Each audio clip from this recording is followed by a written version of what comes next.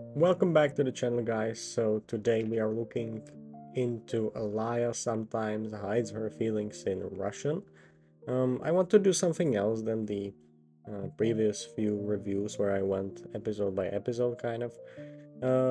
I would rather focus just on some things I took from it, I found interesting. Maybe you didn't notice these things, maybe you did and wasn't sure if somebody else did, and just want to know that somebody else appreciates it. So I just want to give some value I personally got from it and share it with you. You are free to agree or disagree, so we can just start. So at the first glance, Alaya sometimes hides her feelings in Russian might seem like another high school rom-com. It is, to some extent, but as I watched, I started picking up on some subtle cues, hidden dynamics, and deeper emotional layers that kind of elevate this series beyond a typical formula, at least a little bit. So let's dive into those hidden things this anime has and why it deserves some more recognition with these things. So one of the things is the art of some unspoken emotions. One of the most compelling aspects is how Alaya uses Russian to hide her true feelings. It's not just a quirky trait, it's a, I would say, pretty brilliant narrative to an idea. She uses her native language as a way to indirectly express her emotions, assuming that Masachika, her classmate, doesn't understand. But of course, the twist, we all know it, he does, and that changes the entire dynamic between them.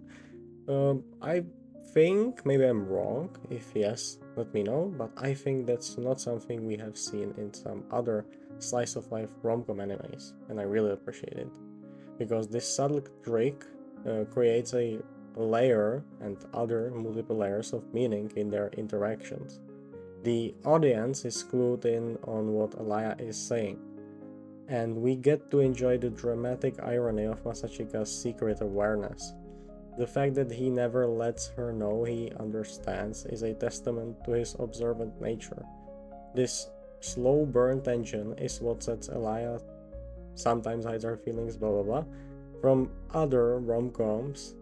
It's less about romantic, overt gestures and more about the emotional subtext, and I appreciate that.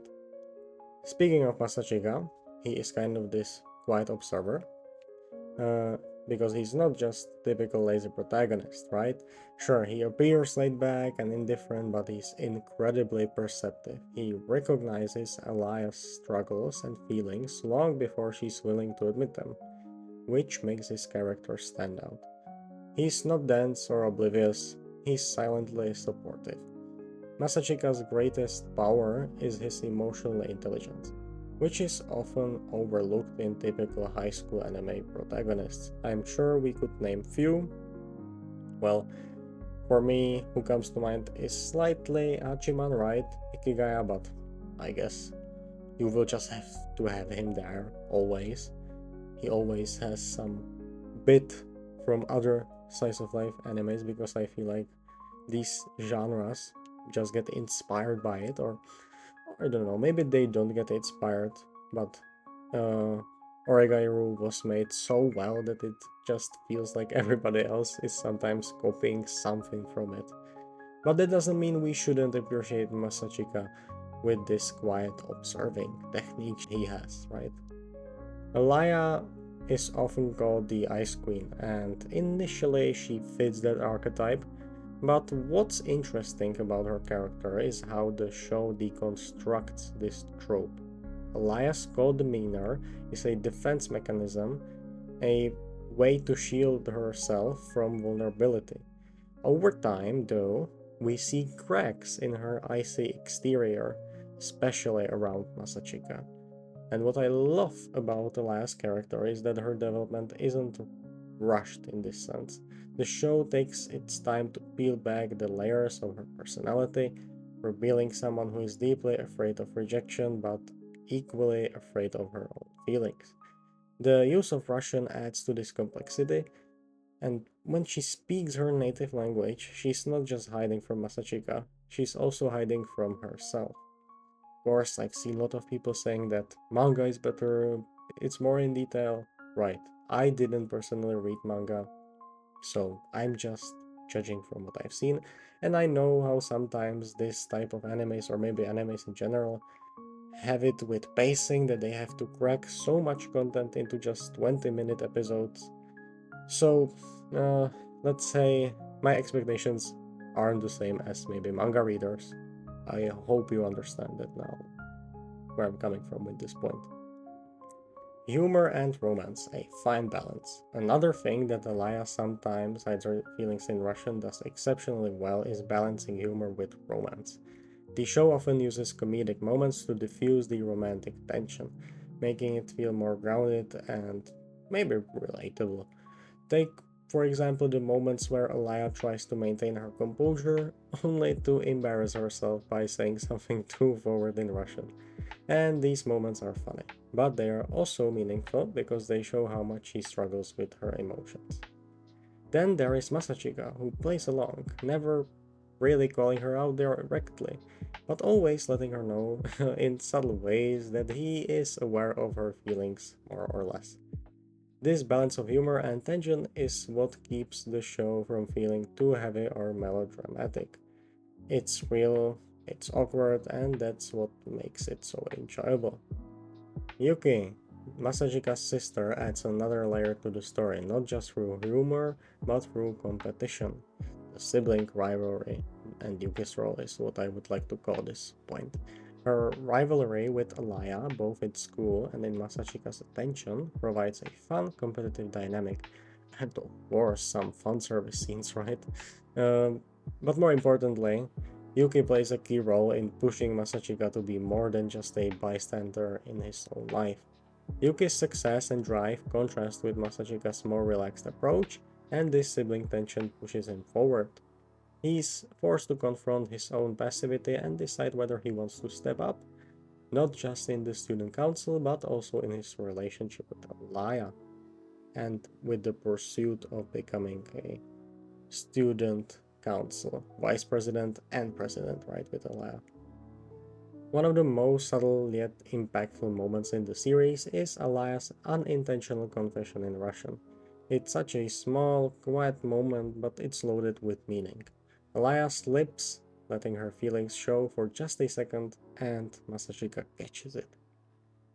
What's so powerful about this scene is that neither of them fully acknowledges what just happened, but the weight of it lingers. And this moment is a testament to the show's ability to build emotional tension without needing dramatic confessions or over the top gestures. It's the small, unspoken moments between the comedic moments, and we have a lot of them there, right? That really hit home. And this is a prime example of how the show rewards its viewers for paying attention. So, in conclusion, Alaya sometimes hides her feelings in Russian is more than just another high school rom-com. It's a masterclass in subtle storytelling where the real emotions lie beneath the surface. Laya and Masachika's relationship develops slowly and organically, driven by their unspoken understanding of each other. Whether it's through Alaya's Russian confessions or Masachika's quiet observations, this anime thrives on the comedic moments and moments that aren't said aloud. So, if you haven't watched it yet, or if you've only scratched the surface, I highly recommend giving it another look. You might find that there is a lot more to it than meets the eye. So, also let me know in the comments what are your thoughts if you've enjoyed it throughout, let's say, because I remember that some episodes I wasn't enjoying them as much since we had Monogatari Oshinoko, Days with My Stepsister, right? I did that. Yeah, it wasn't always the best, let's say. And since it was really heavily comedy based and I was enjoying things like Days with My Stepsister or Oshinoko, and they were, well, a little bit different. I did a video on Days with My Stepsister, you can watch that. On Oshinoko, I am still preparing it, you will have to wait still. It's different, but it's good. I think it still has a lot to give us, and I think it would be a bummer to not appreciate some of these things I said here and just put it under, I don't know, under the table, under the shelf. I don't know what you say. Well, thank you for watching. Let me know in the comments what were your thoughts. And hopefully I will see you soon. I'm working on Oshinoko and Monogatari, Monster of Season. And I don't think anything else. I will be starting ReZero Season 3. I was looking forward to that, and maybe some other anime. I think it was called Blue Box. I hope that's right. That was pretty interesting in the trailer. So, a lot of things to come, hopefully. I wanted to try, as I said at the start, something else. I wasn't enjoying the episode by episode, uh, so I kind of felt I need to switch it up to find the enjoyment again. And I don't know, I've kind of enjoyed doing this voiceover. Now, time for editing. Well, I don't do much editing, right?